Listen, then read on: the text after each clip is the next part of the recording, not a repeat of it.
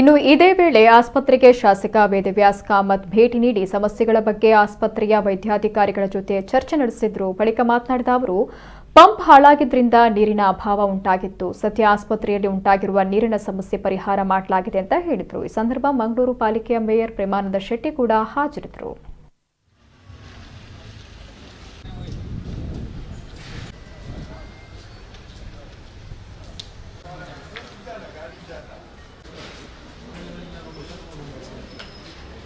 ನೀರು ಒಳಗಿಲ್ವಮ್ಮ?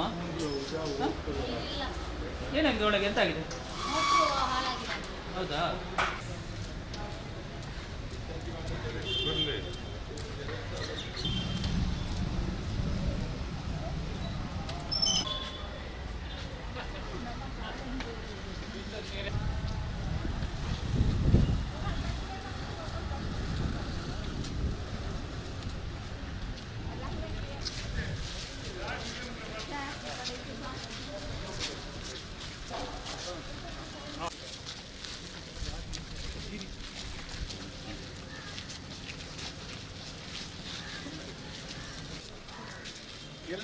ಮಹಾನಗರ ಪಾಲಿಕೆಯಿಂದ ಯಾವುದೇ ತೊಂದರೆಗಳಿಲ್ಲದೆ ಯಾವುದೇ ತೊಂದರೆಗಳಾಗದೆ ನೀರು ಬರ್ತಾ ಇದೆ.